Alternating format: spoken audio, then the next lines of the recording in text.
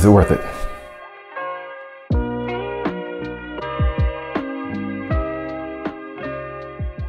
So really quick, before we get started, I just want to let YouTube know that any firearm shown shot in this video was shot in the safety of a private shooting range, and any firearm that you may see in this area, just know it's completely unloaded and there is no live ammo in the vicinity, so we are completely safe. So the Holosun 510c. Honestly, I feel like this review is something like 2 years in the making now, because I've definitely had this optic for a while. However, I guess initially I didn't really want to do a review on it because it didn't quite live up to my expectations. However, that may have changed, so definitely continue watching the video. I'll go over that in detail a little bit further on. Lord knows this red dot has been reviewed thousands of times, but I do want to go over the features. I do want to go over the pros and the cons, or at least how they affect me and how I use it. And I do want to give you guys a little bit of details on things that I feel that aren't really touched on in other reviews on this optic. But before that though, if you feel like you're getting any kind of value from my videos, please go ahead and like, comment, share, and subscribe. It all helps me, it all helps the channel grow, and it definitely encourages me to keep on making these videos for you guys. So with all that being said, and not to spend too much more of your time, let's go ahead and get into my review of the Holosun 510c. All right, so here we have my Holosun 510c red dot. And as you can see, it has slight wear and tear, nothing crazy. But also something to note is I do have the red dot version. Now, as you guys probably can tell from my past videos, I've been switching all my dots over to green dots because it just works overall better with my eyes. And we'll go into that a little bit later in this video as well. But at the time of getting this one, all they had available was the red dot version. And not taking anything away from this or red dots in general, I can use them. But if I have the option, I will always go green dot. Let's just go ahead and talk about, let's jump to the battery first. Like all the other Holosun open reflex sights, the battery compartment is going to be on the side. That makes it really cool, really easy to change the battery, as well as not having to risk losing zero, taking your optic on and off, your firearm. You'll get around 50,000 hours on setting 6 with the Holosun 510c, which is obviously really, really great. So honestly, you should only really have to change this every couple of years just to be safe. I have never changed mine since I got it, and it's still kicking, and it's been 2 years, maybe 2.5 years. So yeah, I'm due to change the battery right now just to be safe, although it can probably go on a year or two longer. Something else cool about the 510c that's going to aid with the battery life is that it also features shake awake. After 10 minutes or so, the optic will shut itself down, and at the slightest touch or movement of the optic, it will turn itself back on. This feature obviously is meant to save battery, and it works amazing. I've said it in past videos, there's no reason for any red dot right now coming out that it shouldn't have shake awake. It's honestly just that cool of a feature. Yeah, it's hard for me to use something right now that doesn't have a shake awake feature. The Holosun 510c is also IP67 waterproof. Now what that basically means is that you can drop it into up to a meter of water for 30 minutes and there will be no damage to the actual reticle or any of the internals.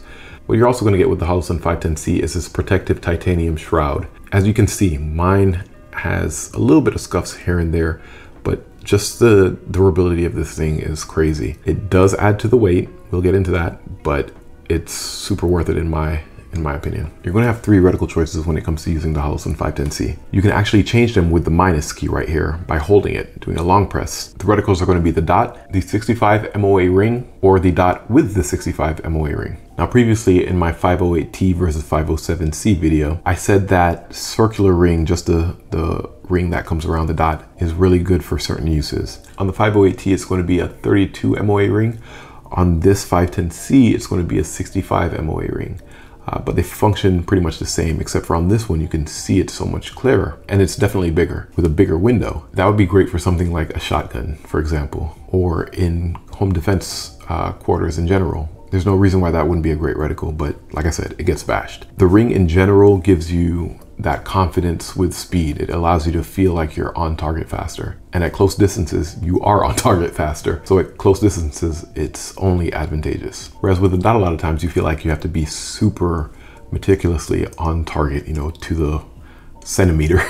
Let it be known, I definitely support anybody who wants to use just that 65 MOA ring, or the ring with the dot. That being said, that's not how I use it, but I'll go into that too. Another cool feature that you're going to get with the 510c is you get 2 night vision modes. Now, I don't really use night vision, but it's good to know that in the future, if you want to jump on board with it, it's here for you.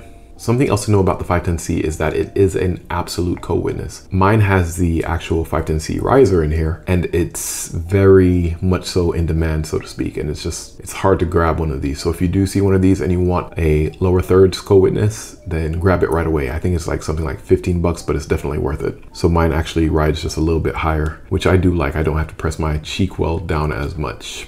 And in general, I'm almost always going to go with lower third. It's just what I feel comfortable using. Not that I can't use the absolute. I used it like that for a while, but for me, I like lower third scope when it's just a little bit better. But yeah, those are the features of the 510c.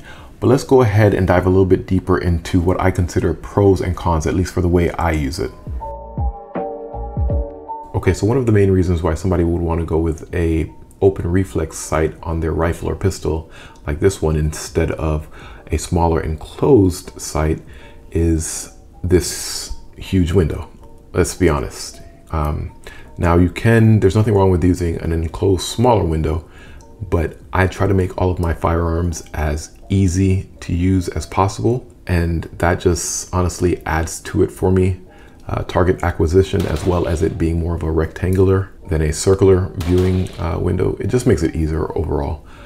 Not just picking up on the red dot, but just tracking it and keeping your peripheral clean and open. There's just so much to it. This is why a lot of people still gravitate to like the EOTechs and the 510c. Now, price wise, this is definitely not the cheapest optic you can go with, but it's definitely not the most expensive either. The one that this will primarily compete with, like I stated, is going to be the EOTechs of the world. And I mean, it's hard to argue from a feature and value proposition what you're getting versus one of the EOTechs. Not saying that EOTechs are bad, they're actually the opposite. But like I said, for everything that you get here, it's hard to justify not having at least one of these, especially if you're just a regular armed civilian just wanting something functional. Because to be honest with you, if your argument is durability, this is going to be more durable than you'll ever need in just about every civilian situation. I mean, it's hard to argue with the value.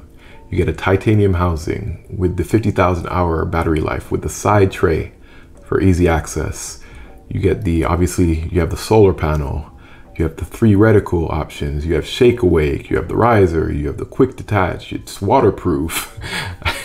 It's so much value in the Holosun red dots, especially the 510c, that, you know, there's no real arguing that. Like all other Holosun open reflex sights, you're going to have the windage and the elevation adjustments right here and here. I forget the MOA clicks on this. It's probably a half MOA clicks on it, it's fine. One other thing that's crazy with the Holosun reticles, I mean, especially with the 510c, is that they work really, really well with people who have astigmatisms. I can actually see this red dot almost perfectly, almost for what it actually is supposed to look like.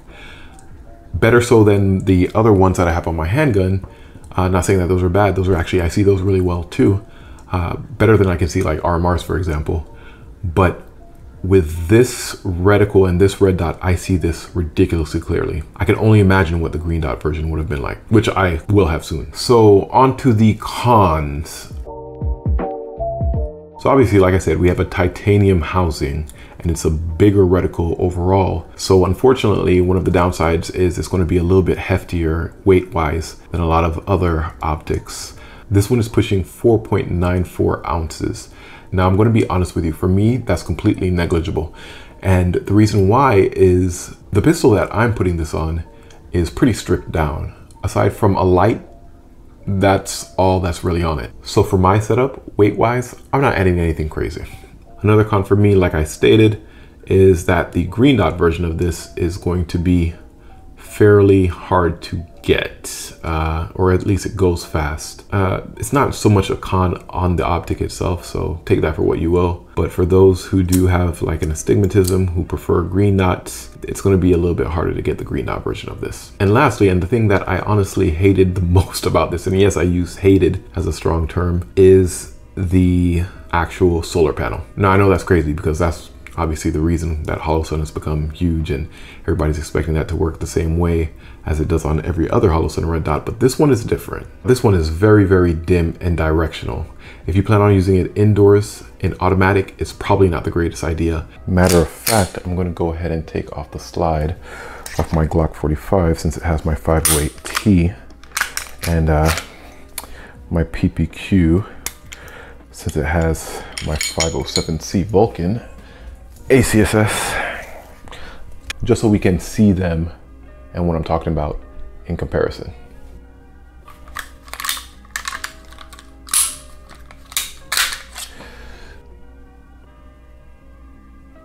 All right, so I've turned off the light. So here's pretty much what I mean when I say that the automatic mode on the 510c isn't that great. So there's very dim to no light right now in the room, but you see that it's it's pretty much gone. And I'm going to put this light right now, see if you can see it, on it. And you see even from the front right here being this close, the reticle's barely there, if there at all. Now watch.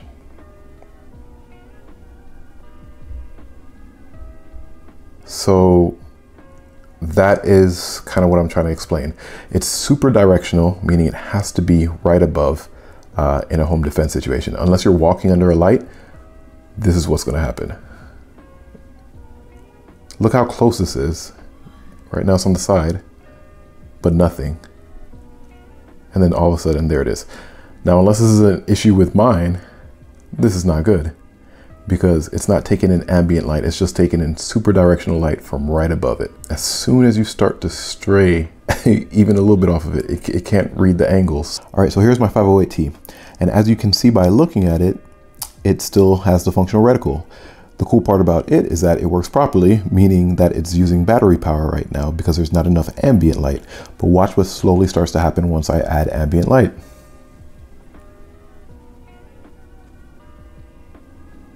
And there you can see it switches over to its solar.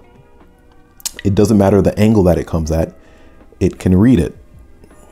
And it's still using the solar. The angle is much wider. It can pick it up pretty much all around it. And it knows to use the solar. Now, as I start to put that light away or back away from it, it just switches over to the battery setting that I have it on. And just to show you, it's the same thing with the 507c. This is my Vulcan ACSS version. And again, when the light is over it, you can read it from all angles.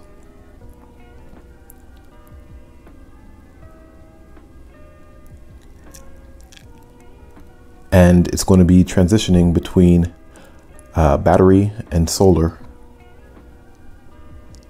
Just like that, just that quick, based on the ambient light around it. So yeah, the automatic feature is not the best. And originally I wanted to use this on my home defense AR, which I still do, but I definitely do not use it in automatic mode because of how much it's lacking. Hopefully in a newer version, they will fix that, but a lot of people have actually complained about that. For me though, it's not the hardest thing just to put it in manual and find a setting on which I can use a light. And yeah, that's pretty much it. I just keep it there, and then you still get the shake awake, so it's not like it kills the battery or anything. So that's how I use it for home defense, at least. But if I'm outdoors or just like an open range, yeah, automatic is perfect, works fine. And the only time it's not really ideal is, let's just say you're in a shaded area, whether it's a canopy or just in like a backdropped area, and then you're aiming downrange at an area that's pretty bright. It's going to be reading from top down and super directional, so it's going to actually automatically set itself to be dim, whereas your target's going to be bright, so it's not going to show up really well. So yeah, not the greatest in that situation. So this is actually how I use the 510c.